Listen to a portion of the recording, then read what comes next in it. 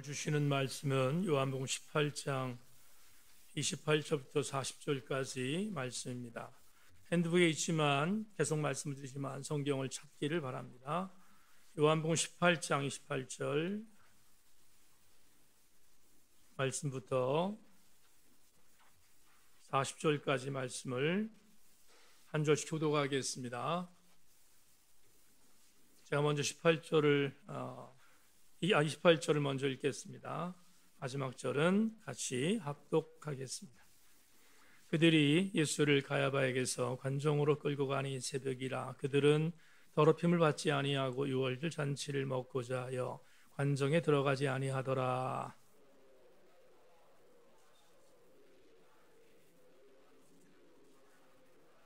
대답하여 이르되 이 사람이 행악자가 아니었더라면 우리가 당신에게 넘기지 아니하였겠나이다.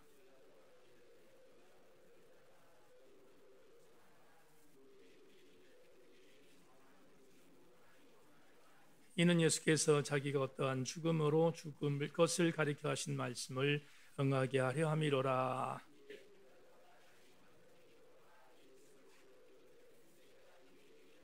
예수께서 대답하시되 이는 내가 스스로 하는 말이냐 다른 사람들이 나에 대하여 내게 한 말이냐.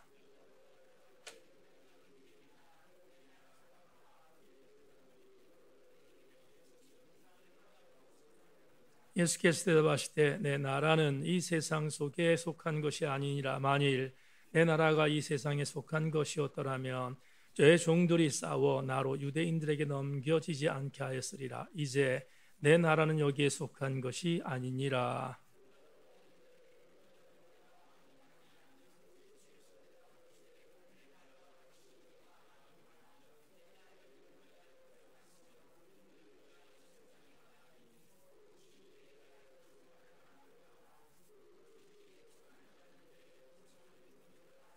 빌라도가 이르되 진리가 무엇이냐 하더라. 이 말을 하고 다시 유대인들에게 나가서 이르되 나는 그에게서 아무 죄도 찾지 못하였노라.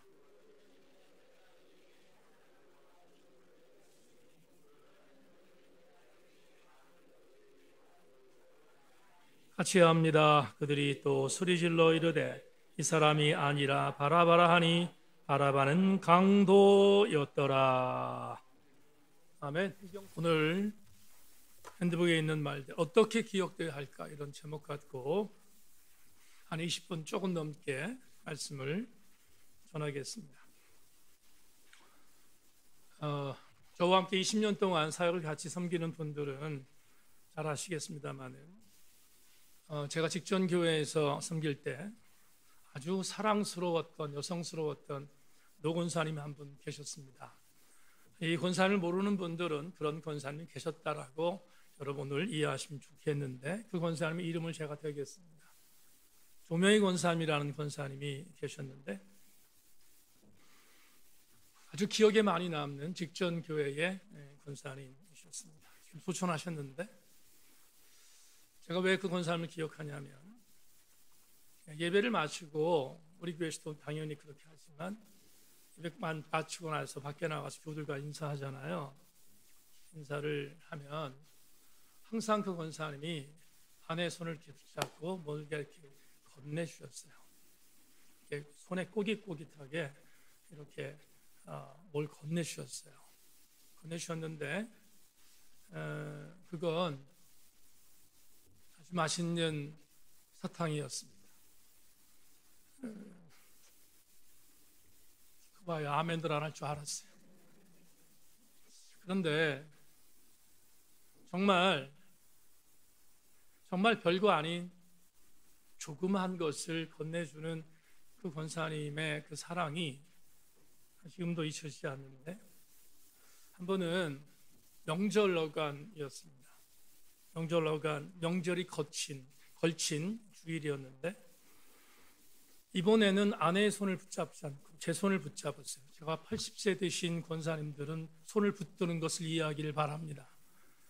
저를 이렇게 붙드시고 인사를 하셨는데 역시 뭔가를 저에게 이렇게 전해주셨는데 그때 아주 꼬깃꼬깃하게 접혀져 있는 10,000원짜리 지폐 하나가 이렇게 있었습니다.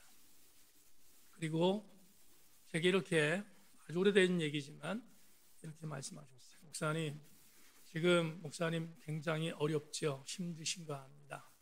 그렇지만 최선을 다하고 있는 줄 아는데 이 늙은 권사가 응원하고 있습니다. 흔들리면 안 됩니다. 그리고 목사님, 제가 갖고 있는 게 이것밖에 없어서 이것만 드릴 수밖에 없어서 너무 죄송합니다. 목사님 힘내십시오. 이렇게 저에게 격려하시는 말씀을 해주셨습니다. 그 권사님은 제가 굉장히 힘들어하고 있는 사실을 알고 계셨기 때문에 그래서 저에게 염려된 모습으로 그렇게 사랑의 멘트를 전했던 것을 지금도 기억합니다. 오래됐지만 그 권사님 참 여성스러우셨는데 그 권사님이 제 기억에 지금도 아주 굉장히 깊이 각인되어 있습니다. 누군가를 격려하는 사람으로 기억됐다면 그건 정말 잘 산 인생이 아닐 수 없습니다. 여러분들도 누군가에게 기억되는 선한 기억의 주인공을 되기를 주의 이름으로 소망합니다. 반대도 있습니다. 정말 기억하고 싶지 않은 그런 반대도 있습니다.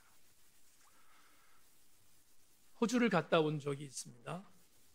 오세아니아 선교회의 이사였기 때문에 그 당시에 파송했던 선교사님 격려하고 선교비도 전하고 어떻게 사역하는지를 보기 위해서 호주를 이사 목사님들과 함께 갔다 온 적이 있습니다.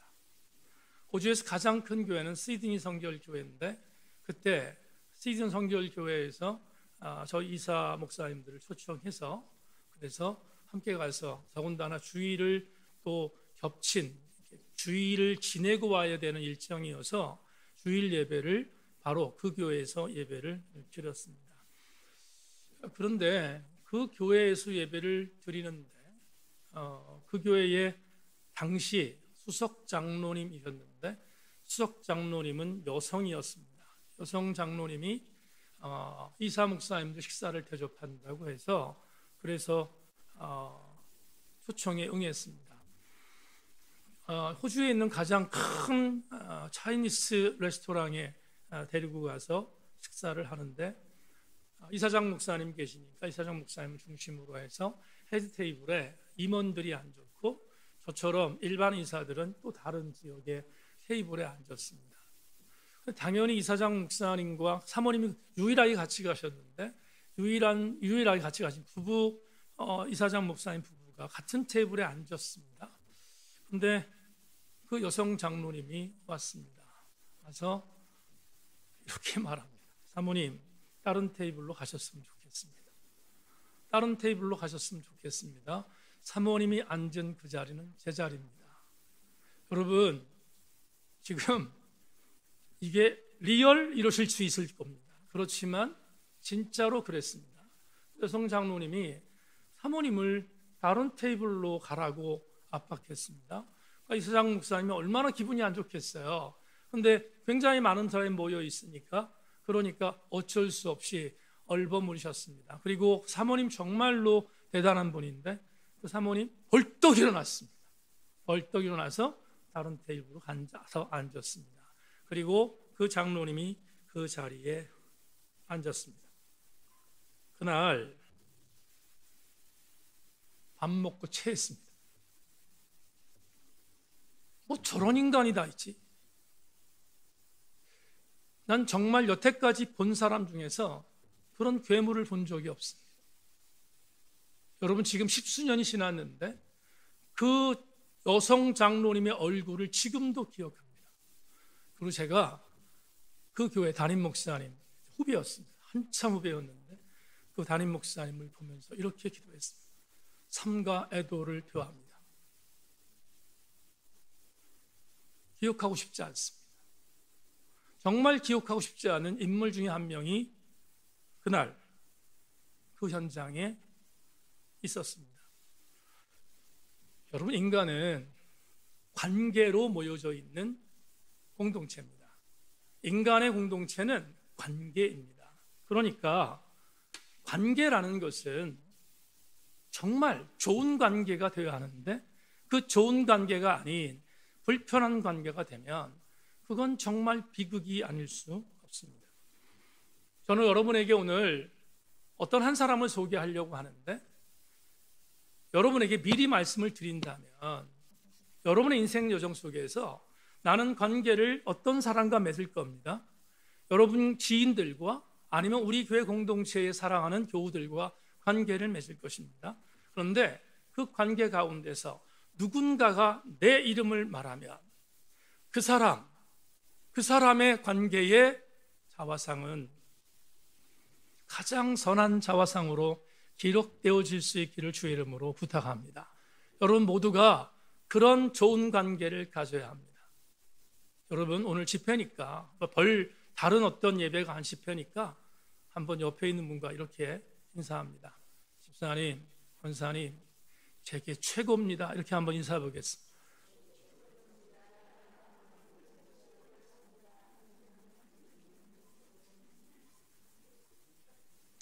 한 사람만 조금 얼굴이 붉으면서 안 하는 느낌이 들어요. 미안합니다. 한 번만 더 합시다. 권사님, 집사님, 성도님 최고입니다. 함께 인사 한번 다시 한번.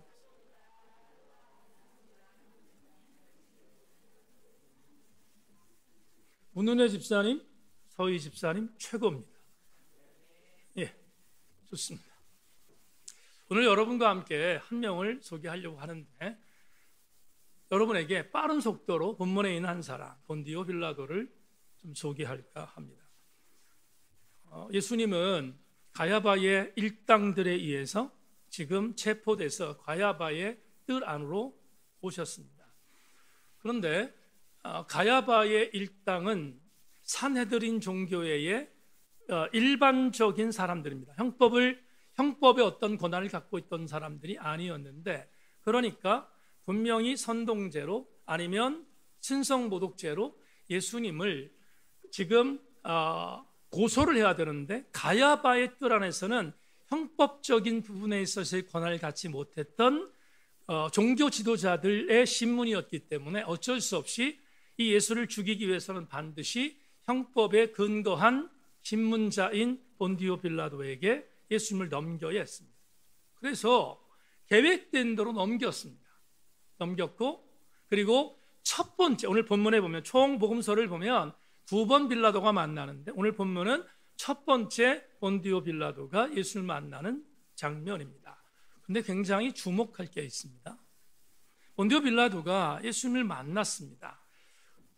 가야바 일당들이 고소의 명목은 뭐냐 하면 신성모독죄 그리고 내란죄에 어떤 의미를 부여하고 있다 생각해서 고소한 것입니다.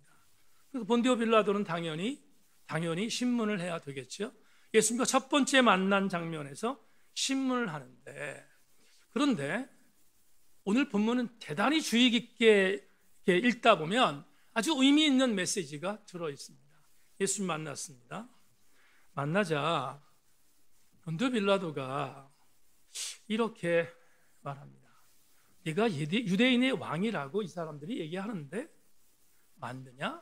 너 유대인의 왕이냐? 라고 묻습니다. 그러자 예수께서 반문하십니다. 뭐라고 반문하냐면, 내가 유대인의 왕이라고 말하는 자들이 저들의 어떤 여론적인 부분으로 질문하는 거냐, 아니면 당신도 그렇게 생각하는 거냐 라고 묻습니다. 본디오 빌라도가 기가 막히지 않았겠어요? 기가 막혔을 것입니다. 그래서 빌라도가 다시 물어요. 지금 많은 사람들이 너를 유대인의 왕이라고 말하는데 너 유대인의 왕인 것이 맞냐? 라고 물어요. 그러자 주께서 드디어 한마디를 전하십니다. 네 말이 정답이다.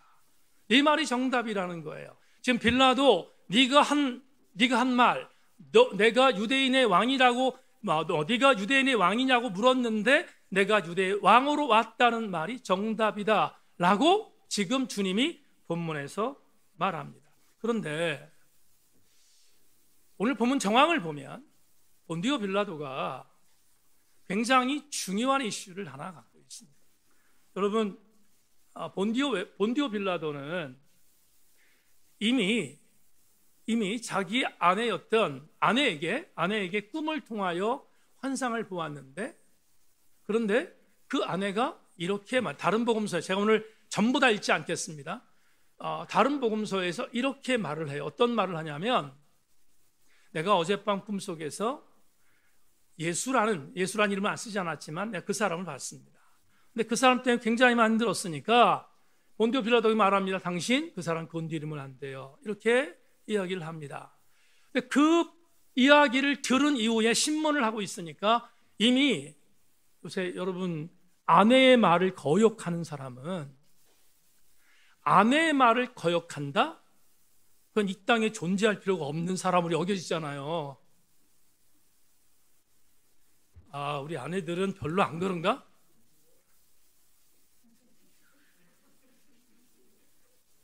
정말 그렇거든요. 정말 그렇습니다. 그런데 본디오 빌라도 똑같습니다.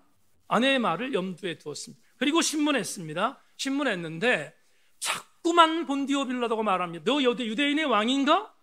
그 말을 듣고 싶었는데, 왜냐하면 유대인들, 가야바 일당이 선동하는 선동에 대한 내용을 본디오 빌라도는 믿지 않았거든요.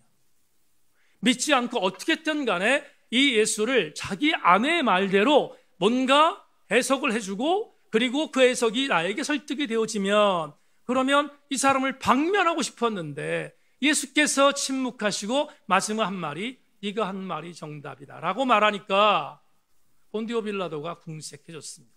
그리고 여론적인 부분에 있어서의 난처함도 있었습니다. 그래서 첫 번째 재판을 통하여서 어떻게 결정할까 생각하다가 다시 가야바 일당, 예루살렘에 있었던 유대인 민중들에게 묻습니다. 여러분, 오늘 본문 38절 39절 한번 읽어보겠습니다. 같이 38절과 39절입니다. 같이 시작. 빌라도가 이르되 진리가 무엇이냐 하더라.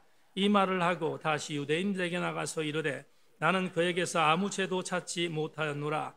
6월절이며 내가 너에게 한 사람을 놓아주는 전례가 있으니 그러면 너희는 내가 유대인의 왕을 너희에게 놓아주기를 원하느냐 하니. 자, 보세요. 빌라도가 예수님과 대화를 합니다. 대화를 하는데 예수께서 내가 이 땅에 온 것은 진리라고 하는 것을 성취하기 위해서 왔어 라고 항변하시자 빌라도가 진리가 무엇인가를 되물어요. 그런데 되물은 뒤에 이 사람이 범상치 않는다는 것을 알고 예수가 절대로 유대인들을 선동하거나 이 사람이 무슨 형법적인 범죄를 범했다는 사실을 인정하지 않고 있었던 빌라도는 밖으로 나갑니다. 밖으로 나가서 지금 예수를 죽일 것인가에 대한 부분을 가지고 계속 압박하고 있는 그들을 향해서 오늘 마지막 읽은 부분에서 이렇게 말합니다. 우리가 6월절이 되면 너희들의 명절인 6월절이 되면 한 사람을 놓아주는 전례가 있는데 나는 내 마음속에는 예수를 놓아주고 싶은 마음이 있다. 그런데 너희들에게 묻는다. 예수를 놓아주기를 원하는가? 또 다른 사람을 모아주기를 원하는가? 그 사람은 오늘 본문에 왔는 것처럼 강도 바라바였습니다. 여러분, 그러자 오늘 본문 마지막 절에서 지금 예수를 죽이려고 모의하고 함께 마음을 합쳤던 모든 예루살렘의 민중들, 산헤드린 종교 지도까지 다 포함했습니다. 그들이 마지막 절에서 이렇게 답합니다. 다시 마지막 절 봅시다. 같이 읽습니다. 시작. 그들이 또 소리질러 이르되 이 사람이 아니라 바라바니 아니 바라바는 강도였더라. 우리가 다 알고 있어요. 이미 이 메시지를 너무 많이 묵상했기 때문에 잘 알고 있습니다. 그래서 결국 본디오 빌라도는 예수 그리스도를 유대인의 민중, 화난 민중들에게 넘겨줍니다. 다른 복음서 요한복음 19장 16절은 이렇게 기록되어 있습니다. 이에 예수를 십자가에 못 박도록 그들에게 넘겨주었더라. 결론은 예수를 십자가에 못 박아 죽이라고 넘겨주었다 이렇게 되어 있는데 여러분 본문 정황 전체를 보면 잘 들으셔야 합니다. 본디오 빌라도는 예수 그리스도를 십자가에 못 박으라고 건네준 것이 아니라 예수 그리스도를 십자가에 못 박으라고 아우성치는 예루살렘 백성들에게 넘겨준 거예요. 다시 한 번만 우린 일반적으로 본디오 빌라도가 사형 선고를 내렸다 이렇게 해석하지만 여러분 그렇게 해석에 논란이 있어요. 없는 건 아니지만 해석의 모든 부분들을 종합하면 마태, 마가, 누가, 요한복음을 전부 다 종합하면 이렇게 보이는 것이 이것이 옳습니다. 어떻게? 예수를 죽이라고 하는 산헤드린 종이회의 지도자들과 유대의 환난, 불과 5일 전에 호산나 다윗의 자손이 나를 구원해달라고 외쳤던 그들이 정치적인 부분의 메시아 역할을 감당하지 못한 예수에게 실망하여 완전히 돌아서서 그를 죽이라고 외쳤던 예루살렘의 주민들이 있습니다. 그들 전체에게 본디오 빌라도는 바라바를 내어주는 대신에 예수를 그들에게 넘겨주었고, 결국 그들에게 넘겨주었던 그것은 산헤드린 공의의 지도자들이 요구했던 요구 그대로 예수를 그들이 못 박아 죽일 수 있는 권한으로 위임받아 골고다로 끌고 갔다고 하는 것이 성경적 정황입니다. 그러니까 큰 그림으로 보면 본디오 빌라도가 사형 선고를 내린 거지만 예수를 죽이는 데 있어서 가장 중요한 역할을 했던 사람은 바로 산헤드린 공의회의 지도자들과 그리고 예루살렘의 민중들이었음을 우리는 성경을 통해서 알게 됩니다. 그런데 본디오 빌라도를 보겠습니다. 오늘 본디오 빌라도는 왜 예수가 죄가 없다는 것을 알면서도 예수를 사람들에게 내어주었던가? 두 가지 이유 때문입니다. 두 가지 이유 때문에 예수가 죄가 없다는 것을 알고 있음에도 불구하고 내어놓았습니다. 첫째, 그는 세속적 여론에 휘둘렸습니다. 세속적인 여론에 휘둘려서 본디오 빌라도는 어쩔 수 없이 유대 민중들이 봉기할 것이 염려되어 예수를 내어주었다. 다음 또 하나 중요한 게 있습니다. 본디오 빌라도의 가장 치명적인 실수는 본디오 빌라도는 진리를 알았어요. 진리를 알았는데 그 진리를 외면했습니다. 자, 다시 한번 정리할게요. 본디오 빌라도가 범했던 치명적인 실수는 여론, 세속적인 여론에 휘둘렸고, 두 번째, 예수님과 대화를 하면서 예수께서 진리라는 것을 알았지만 그 진리를 알고도 진리를 외면했다. 여러분, 두 번째는 오늘 좀 생각해 봐야 되겠는데요. 본문 33절부터 37절을 자막 통해서 확인하십시오. 제가 읽겠습니다. 이에 빌라도가 다시 관정에 들어가 예수를 불러 이르되 내가 유대인의 왕이냐? 예수께서 대답하시되 이는 내가 스스로 하는 말이냐? 다른 사람이 나에 대하여 내게 한 말이냐? 빌라도가 대답하되 내가 유대인이냐? 내 나라 사람들과 대제사장들이 너를 내게 넘겼으니 내가 무엇을 하였느냐?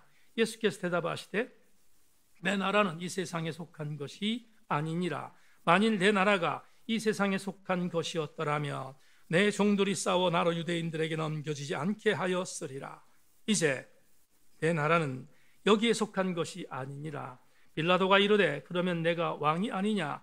예수께서 대답하시되 내 말과 같이 내가 왕이니라. 내가 이를 위하여 태어났으며 이를 위하여 세상에 왔나니 곧 진리에 대하여 증언하려 함이로다. 무릇 진리에 속한 자는 내 음성을 듣느니라. 다 같이 아멘합시다. 자, 마지막으로 표현할게요. 여러분, 빌라도가 물었습니다. 내가 유대인의 왕이냐? 그러자 예수님 말씀합니다. 네 말이냐? 아니면 네 말이냐? 아니면 지금 유대인들이 말한 것을 전하는 것이냐?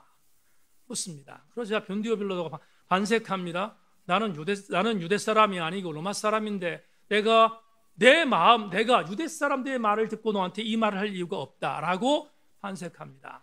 그러니까 주께서 이렇게 말합니다. 그렇단 말한다. 나는 유대인의 왕이다. 그러면서 말합니다. 나는 이 땅에 속한 자가 아니다. 내 나라는 여기에 있지 않다. 하나님이 완성할 나라. 그 나라가 내가 통치할 나라야. 그게 바로 진리다라고 가르쳐 주었습니다. 그래서 진리가 무엇이냐라는 질문을 마지막으로 던지면서 그 진리에 대한 부분에 있어서의 마음의 확신을 가졌던 본디오 빌라도는 풀어주고 싶었습니다. 그런데 그럴 수 없었습니다. 여론에 휘둘렸습니다. 밖으로 나갔습니다. 바라바리 예수니. 그러자 예수를 십자가에 못 박고 바라를 내어달라는 세속적 여론에 휘둘렸습니다. 여러분, 조금 전에 말씀드렸어요. 세속적 여론에 휘둘렸던 본디오 빌라도 실수입니다. 또 한 가지, 그는 분명히 예수님과의 대화 속에서 진리에 대하여 알았지만 진리를 외면했습니다. 그러면 우리는 이런 생각을 합니다.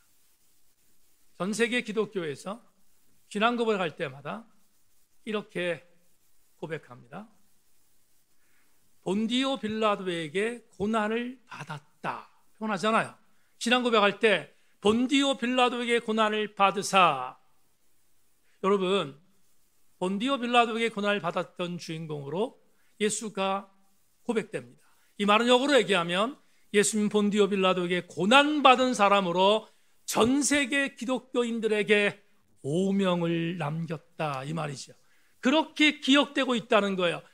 자, 보세요. 우리 그리스도인들에게 있어서 치욕적인 기억, 우리 그리스도인들에게 있어서 남겨서는 안 되는 오점, 이것들을 내가 남기는 이유는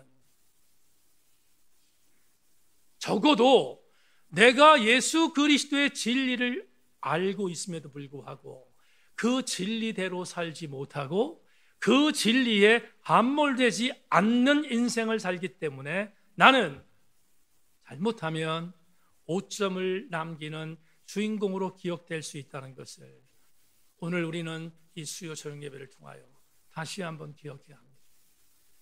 모이신 여러분, 우리 교우들에게 권면하고 싶은 것이 있습니다. 누군가가 나를 기억할 것입니다.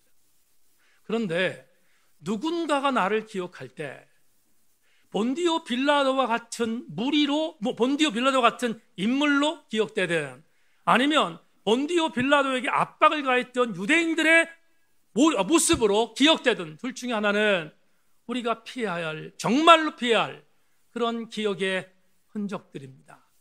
그러면 우리는 반대로 어떤 기억을 남기는 사람이 되어야 될까? 여러 가지가 있겠지만 저는 여러분과 함께 오늘 사사기 18장의 말씀을 잠깐 나누면서 적어도 우리가 어떤 기억으로 이 땅에서 삶을 살아가야 되는지를 함께 좀 나눈 뒤에 기도하는 시간을 갖겠습니다. 여러분, 단지파가 있습니다. 단지파는 하나님께서 여호수아를 통하여 아모리 족속이 거주하고 있었던 그런 지역을 기업의 땅으로 분배를 받았습니다. 그런데 아모리 사람들은 철기 문화를 갖고 있었거든요. 그래서 철병거로 무장한 그런 민족인데, 그런데 그들과 싸워 이기는 것이 어렵다는 것을 알아요. 단이 하나님이 명령하셨는데, 여호수아를 통해 명령하셨는데 올라가지 않아요. 싸우지 않아요. 그리고 피합니다. 그러자 결국 이스라엘이 12지파 가운데서 단지파만 유일하게 가나안 땅을 점령하지 못합니다. 그리고 유리방황합니다. 떠도다 다닙니다. 그러다가 단지파는 자기들이 살만한 땅이 없으니까, 하나님께서 약속하신 땅을 차지하지 못했으니까 빌부터 살다가, 그러다가 호시탐탐 노리는 게 있습니다. 12지파 가운데서 가장 약한 지파 가운데 약한 부족이 있는가를 찾아요. 그러다가 발견했습니다. 에브라임 지파에 라이스라고 하는 지역에 사람들 살고 있는데, 그 사람들은 전쟁을 몰라요. 아무것도 모르고 농사만 지며 편안하게 살고 있습니다. 그러자 단지파의 지도자들과 단지파의 군사들이 그쪽으로 침투합니다. 침투해서 아무런 죄가 없는 라이스 지파의 사람들 진멸해요. 그리고 하나님이 약속하셔서 허락해 주셨던 땅으로 돌아가지 않고 가장 약한 민족이었던 에브라임 지파의 라이스 땅을 침범해서 그 땅에서 그들은 정착합니다. 무슨 말인가 하면 단지파는 12지파 가운데서 가장 약한 본인의 종족 지파를 진멸한 지파고, 그리고 굉장히 이기적으로 다른 지파를 짓눌렀던 지파로 성경에 기록되어 있습니다. 그런데 하나님이 그렇게 기억하고 있는 단지파를 용서하지 않아요. 어떻게 용서하지 않는가? 여러분, 요한계시록에 보면, 요한계시록에 12지파를 향하여 하나님께서 이런 부분으로 하나님의 은혜가 앞으로 펼쳐질 미래에 귀한 은혜가 임할 것임을 예고한 내용들이 요한계시록에 있습니다. 그런데 그 중에 다른 지파는 다 하나님의 분복이 있는데 한 지파가 사라집니다. 없습니다. 여러분, 아무리 나약한 지파고 아무리 문제 많은 지파고 했어도 이스라엘의 11지파는 전부 다 하나님의 분복으로 마지막 날 주시는 은혜를 경험하게 되는데 한 지파가 사라져요. 왜 사라졌을까? 한 지파는 하나님이 원하시지 않는 지파로 기억되었기 때문이에요. 여러분에게 반면교사를 삼습니다.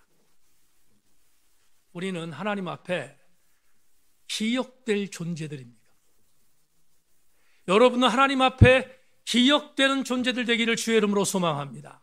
어떤 일이 있어도 하나님의 기억에서 쓰라린 모습으로 기억되는 존재들이 되어서야 되겠습니까? 이전에 제 첫 번째 책에 기록한 건데 앤더 슈샤크의 사회부근에서라는 그런 소설이 있습니다. 앤더 슈샤크는 카톨릭 신자인데요, 예수 그리스도에 대해 굉장한 관심이 많은 소설가입니다. 근데 그 사회부근에서 오늘 예수를 죽이기 위하여 가장 일선에 섰던 가야바, 대제사장 가야바에 대하여 앤더 슈샤크가 사회부근에서 가야바가 행했던 죄악들을 소설로 써요. 그 소설에 대한 내용이 섬뜩한데 제가 그 부분만 다시 한번 읽겠습니다. 이건 앤더 슈샤크의 사회부근에서 나오는 대제사장 가야바의 독설입니다. 그러나 하나님을 믿지 않으면서도 믿는 채 하는 그수를 나는 알고 있다네. 하나님이 없어도 하나님이 있는 것처럼 성전의 모든 제사를 경건하게 거행하고 율법을 지키는 것이지. 이것은 사회 질서를 위해 꼭 필요한 것이거든. 그런 지혜를 나는 나이와 함께 배웠다네. 후회하지 않아. 나는 내 삶의 방식이 그대의 것보다 현명하다고 본다네. 민족이나 나라를 위해서도 그러는 편이 요리하지. 인간이 남을 행복하게 해준다는 것은 어불성설이지만 적어도 주거지와 함께 모여 결석을 다지는 장소는 만들어줄 수 있고 또 그렇게 하는 것이 우리의 의무이자 세상의 필요에 응하는 것이라네. 여러분, 오늘의 언어를 바꾸겠습니다. 대제사장 가야바가 예수를 죽였던 가장 강력한 이유는 자기의 자리에 대하여 흔들림을 용서하지 않겠다는 것도 있겠지만 또 하나 종교적인 익숙함 때문이었어요. 종교적인 익숙함이 뭐죠? 어하면 아하는 것입니다. 하나님 말씀이 분명히 있음에도 불구하고 그 하나님 말씀을 비틉니다. 어떻게? 이렇게 비틀어야만 내가 이 말씀에 유리되어질 수 있다는 것을 알아. 그 부분의 전문가였던 제사장 가야바는 예수를 죽입니다. 여러분에게 이렇게 권고합니다. 적어도 고난주간 저녁 집회를 통하여 우리가 예수 그리스도의 고난을 지금 따라가고 있는 어간에 오늘은 한 가지를 기억해야 합니다. 하나님이 보실 때 절대로 기억하고 싶지 않은 종교인이 되어서야 되겠습니까? 적어도 하나님이 나를 볼 때 나는 내 사랑하는 아무 개가 종교인이 아니라 나 예수 한 사람으로 만족한 자이구나 라고 기억할 수 있는 존재가 되어야 되지 않겠습니까? 그게 우리가 신앙생활하는 오늘의 목적이어야 합니다. 바라기는 오늘 설교의 제목처럼 어떻게 기억될 것인가를 질문한다면 저는 우리 모든 교우들이 하나님 앞에 너 한 사람으로 내가 만족한다 라고 인침받을 수 있는 주님의 음성을 들을 수 있는 하나님의 기억되는 존재들로 여러분이 이 땅에 사는 동안 승리하는 하나님의 사람들 되기를 주님의 이름으로 축원합니다.